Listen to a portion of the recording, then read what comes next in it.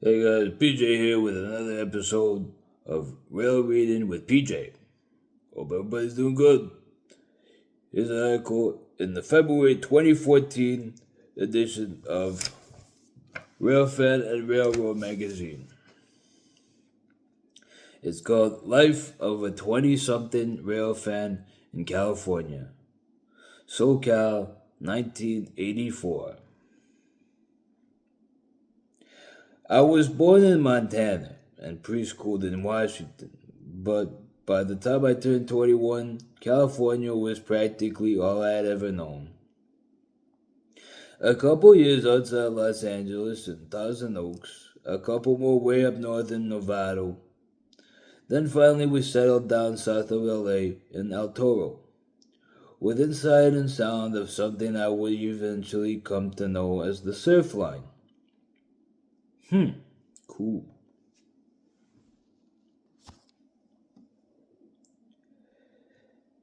My earliest recollection of seeing a real life train was that day, sometimes in the mid 1970s, when I looked out my parents' upstairs bedroom window, northward across empty land that would later become part of the suburban sprawl, and there was a Santa Fe freight,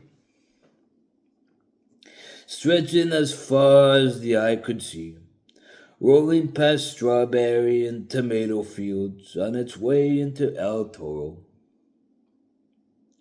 At some point, my cousin Billy presented several boxfuls of HO scale trains that would soon wound up on a 4x8 sheet of plywood in my bedroom. Part-time jobs funded the ongoing expansion of my tiny rail empire, including an Amtrak SDP-40F in Bloody Nose, with pointless arrow just like the ones that blew through El Toro at 90 miles per hour. One day I was riding my bike through town and noticed two adjacent houses with their garage doors open. Grown men standing inside and model trains winding their way through incredibly realistic landscapes. Master modelers Larry Stewart, Dave Hussey, Dick Harley, and Ed Ryan welcomed this long-haired kid into their circle and taught me the finer points of weathering, detailing, scenery, and the like. Nice. Serrano Intermediate School sat right next to the surf line, so many a recess was spent near the chain link fence in hopes of seeing an Amtrak San Diegan or Santa Fe freight go by. After, after entering El Toro High School, I jettisoned the model trains and began focusing on real trains. Several years earlier, my dad had given me the old August C3 35mm camera that his dad once gave to him.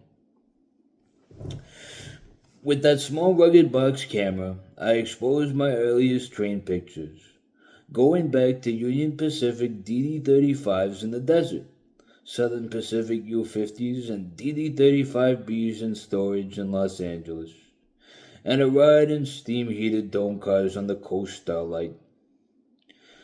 Growing up with trains more or less described my youthful years in Southern California. It's also the title of a book authored by Richard Steinheimer and Donald Sims, which came out in 1982, a year after I finished high school. And about the time I was broadening my own railfan exploits with a Pentax K1000. It goes without saying that the photography of Steinheimer, Sims, and others which appeared in that book made a huge impact on anyone who was growing up with trains in the bottom half of the Golden State. But the map by John Signer really summed up the underlying theme. In his well-known bird's-eye aerial perspective, Signer depicted railroading in Southern California as anchored by the oval basin containing Los Angeles and San Bernardino, with separate routes of the Santa Fe, SP, and UP running between both cities, and their related yards and industries. Rail lines were shown exiting the basin in every direction by whatever means available through the surrounding mountains. Santa Susana Pass and the Soledad Canyon to the north, Cajon Pass and San Timoteo Canyon, Beaumont Hill to the east, my own Orange County suburbs and the surf line to the south, plus the mysterious Mojave Desert out there in the great beyond. The average SoCal resident eventually buys into the concept of why live anywhere else? Among the area's rail fans, there was indeed a sense that no other place on earth could boast such a variety of railroading and scenery from fast passengers to drag freights amid beaches, big cities, mountains, and desert. 30 years ago this summer, I left Southern California and followed my parents back to our Northwest roots, not to escape the imminent tyranny predicted in George Orwell's novel 1984, nor in response to the David Bowie song 1984 and its forewarning of Orwellian doom. We were merely seeking cleaner air, fresher water, quieter nights, an easier commute, and fun times amongst trees and wide open spaces, without the kind of weekend traffic jams that so often besiege SoCal's beaches and Big Bear Lake. At least my life as a Californian ended with a bit of a bang, because a real fan standpoint, there was a heck of a lot going on in SoCal in 1984. Big hair, boosters, and cabooses. Anywhere you drove in 1984, the radio would inevitably unleash that synthesizer intro leading into Jump, the big hit song off the just released album 1984 by Van Halen. LA's own contribution to the genre of hair metal music. East of LA, meanwhile, San Bernardino's contribution to the genre of heavy metal motive power had emerged from the Santa Fe shops in the final weeks of 1983 and was beginning to appear routinely on freight trains running to and from Barstow. During overhaul at San Bernardino, SD45s 5581 and 5523 had their cabs removed but kept their flayed radiator housings, hitting the road as SD45B, 5501, and 5502 during their first few months of service. The cabless boosters were typically seen coupled between two conventional SD45s in ABBA formation, but over time they wound up in mixed consists and went their separate ways. The year's biggest diesel development literally was UP's decision to reactivate more than 24 of its twin-engine DDA-40Xs to help out during a system-wide traffic surge that was expected to peak during mid-1984. Most of these monster units had been stored since 1981 at Yermo, California, in the dry air of the Mojave Desert. That 3-year absence may as well have been 30 for young guys like me who barely managed to shoot any of the Centennials in action when we were growing up. After barnstorming UP's ex-Western Pacific route into Northern California and its Los Angeles and Salt Lake route into Southern California throughout most of 1984, the DDA-40X fleet faded into history once again. Not all of 1984's rail happenings were plain to see out on the high iron of SoCal, or anywhere else for that matter. In late March, holding company Santa Fe Southern Pacific Corp., which had formed just the previous December, announced it was filing an application with the Interstate Commerce Commission for the purpose of merging the two railroads. Never mind that the intended name for the new carrier would be Southern Pacific in Santa Fe, opposite of the parent corporation. In July 1986, the ICC denied the union of the SP and Santa Fe, but not before some 400 locomotives and a handful of cabooses from both roads had been repainted in red and yellow SPSF paint. 30 plus years ago, how many of us bothered to turn around and photograph the receding rear end of a train after capturing the head end on film? I shot only 20 or so cabooses in black and white during 1984, and not half as many in color. The Railfan magazines of the day hardly saw it coming, but by the second half of 1984, the news began showing up at our mailboxes and local hobby shops. Cabooseless trains are on their way. On SP, the caboose phase-out was set to begin in August of 1984. On certain through trains on the Sunset Route east from LA, while Santa Fe implemented cabooseless operations on several SoCal locals and road switches in September.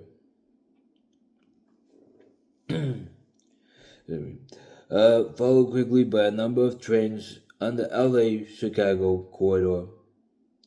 The end of the caboose gained nowhere near the level of rail press coverage that the end of Steam had, although SoCal-based Rail Classics magazine did run a caboose watch section for a couple years and dedicated the entire March 1986 issue to a caboose special.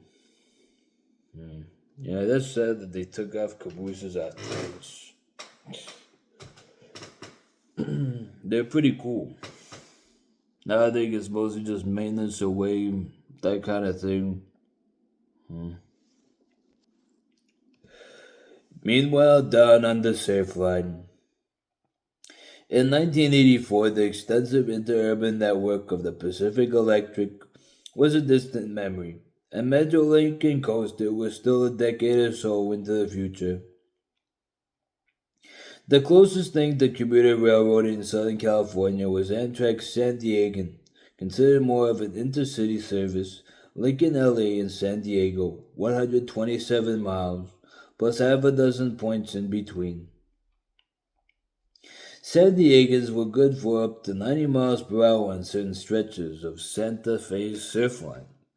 I first saw them with Red Nose E9s and SDP 40Fs in the mid 1970s, but by 1984 the 14 daily runs through El Toro had settled into a reliable routine of F40 PHs and sleek Amfleet cars. Improvements made to San Diegan service during 1984 included a new station on the edge of the Anaheim Stadium parking lot and a new multi-modal transportation center at Oceanside. Construction was already underway for a stylish new station at Santa Ana with train-length platforms and orange tiled roofs that would be a far cry from the small Santa Fe Stucco depot that had served there since 1939. The surf line itself was still jointed rail and mostly single track. Younger rail fans who grew up with the vast and varied operations of today's SoCal commuter rail might chuckle at the failed attempts of such service back in my day.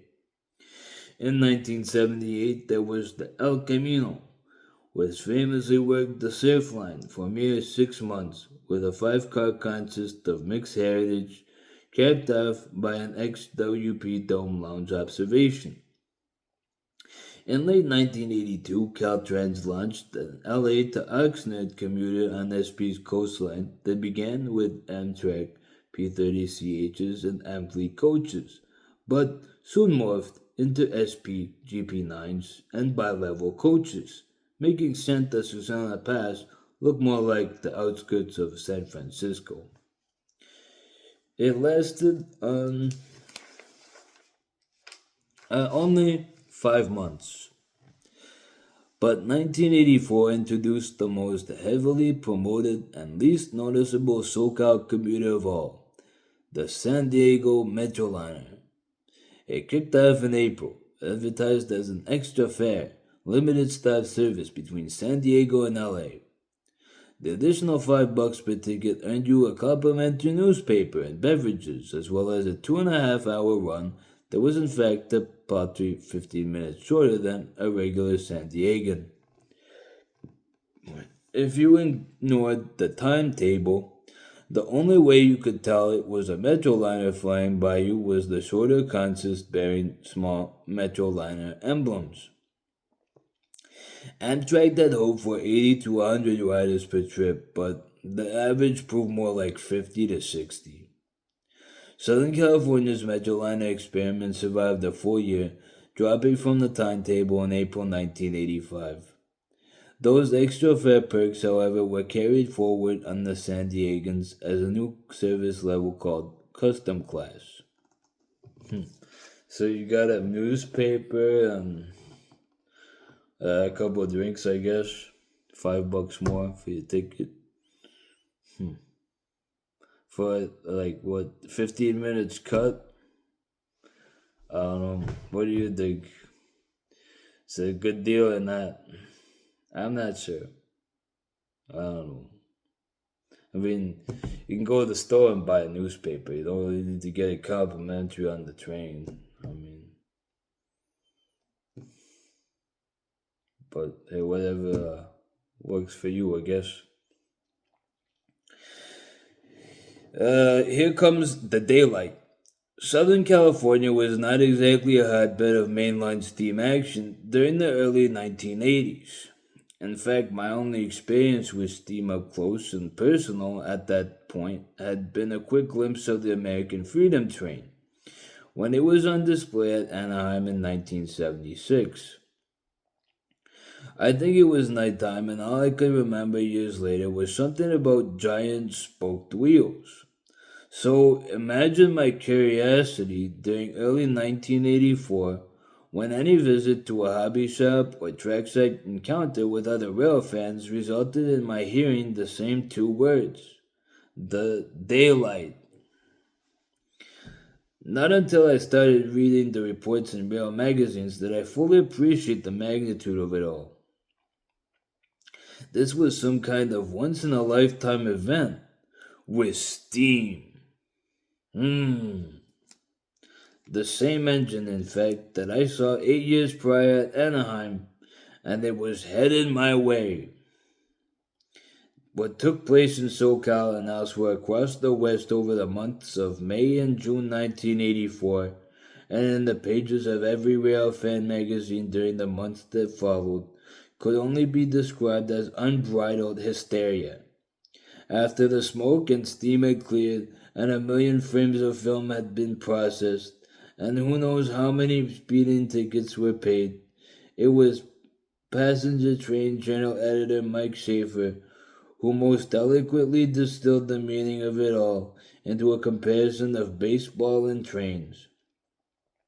In the August-September 1984 PTJ, Schaefer asked a supposed sports fan if you could go back in time and witness any baseball star in action, who would you choose?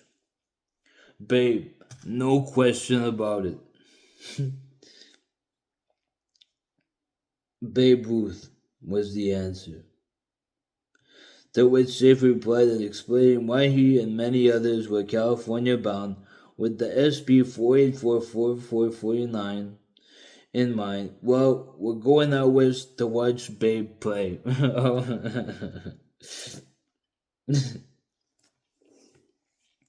For me and everyone else driving alongside the SP from Tehachapi south toward LA on May 12, 1984, the time machine had taken us back to 1940 something, with the 4449 pulling no less than 13 cars, all painted in matched SP daylight colors.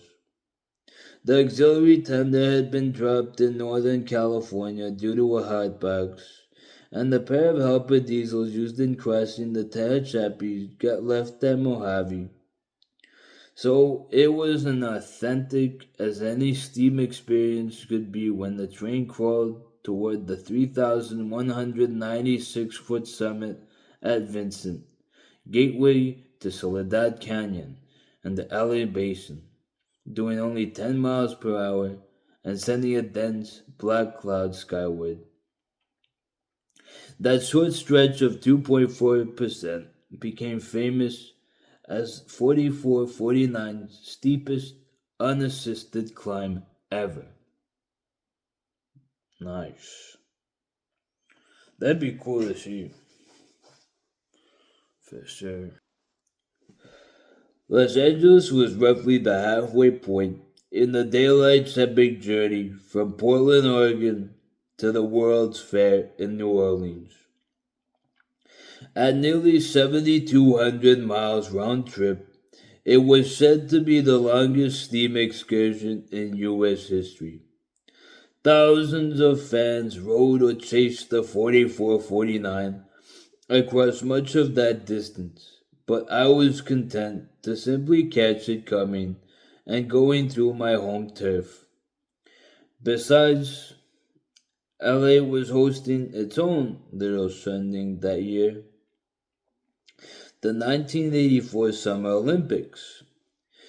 In fact, upon the daylight's arrival at LAUPT on May 12th, SP unveiled a rebuilt SD40 wearing special paint and emblems honoring the Olympic Games. SP's Olympic diesel led the daylight train back into LA during its return trip westward in June. Then it was another unassisted hill climb for 4449 up Santa Susana Pass. One more chance for me to see and hear this famous 484 in a post-restoration prime. With smoke left hanging over the rock formations above Chatsworth, as the SoCal's anti-smog laws didn't exist.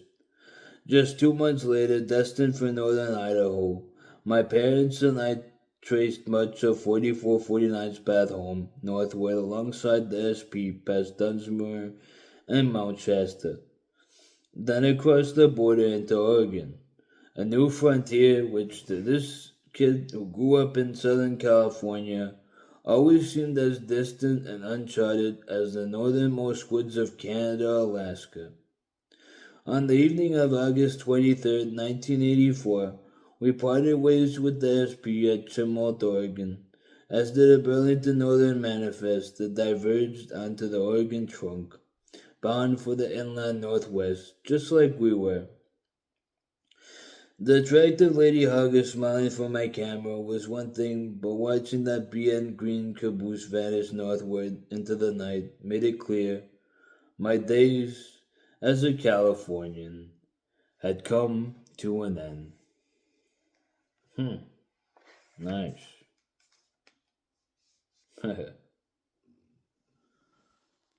And here are some pictures. Yeah. Santa Fe all the way. Do, do, do, do, do, do, do. Santa Fe all the way. Oh god, I butchered that part. You get the point though, guys.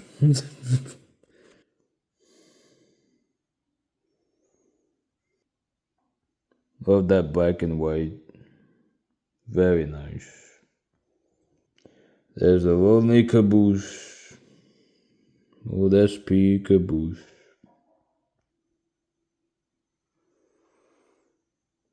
Old UP train. Black and white.